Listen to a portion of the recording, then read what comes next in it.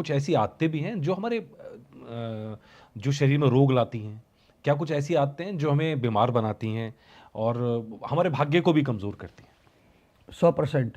जी, हाँ, आदमी की जीवन शैली से भाग्य परिवर्तन होता है। जी। हाँ जी, जीवन शैली जो उसकी है, जीवन पद्धति अगर उसकी हमारी अनुकूल है, हम जो है प्रतिकूल जीवन नहीं जीते हैं, तो हर हाल में हमारी प्रकृति जो है हुँ, हुँ। अच्छी रहती है। प्रकृति के साथ में हमारा आंतरिक जो इंद्रियां हैं, आंतरिक इंद्रियां मतलब मन है, बुद्धि है, वो भी अच्छी रहती हैं।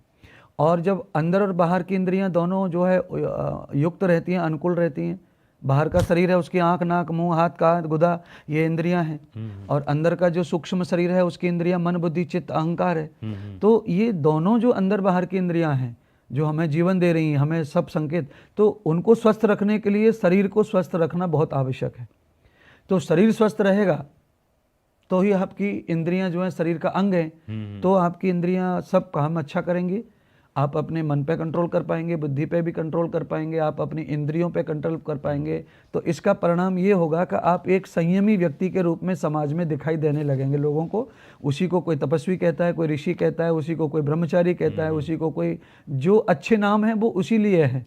आदमी जब अच्छी पद्धति का जीवन जीता है तो अच्छे अच्छे सम्मान को प्राप्त होता है वो, और साथ में उसका जो भाग्य है जी। वो बहुत जल्दी जैसे चेंज होता है।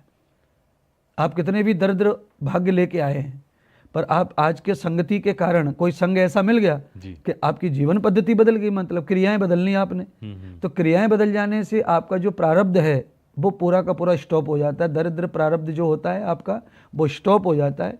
आपके जो आज की क्रियाकलाप है वो पावरफुल होता है। वो पावरफुल होने की वजह से वो आपके भाग्य को नाक के जाता है, पैर रख के उस पर चढ़ जाता है। तो आज का जो प्रारब्ध होता है वो चालू हो जाता है, और पीछे का जो था, रॉन्ग जो था, गलत जो था, दरिद्रता जो थी, वो पीछे ही पड़ी रह जाती है, समझिए।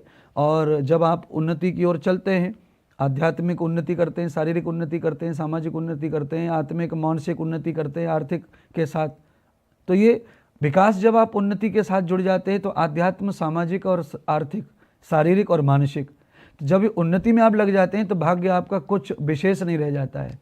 हाँ, फिर वो आपके साथ में जुड़ा तो रहेगा, पर आपको उस स्थिति में डाल के नहीं रखेगा जो आप कमा के आए थे, दरिद्र नारायण बन के आए थे। अब आप स्टैंडर्ड रहेंगे।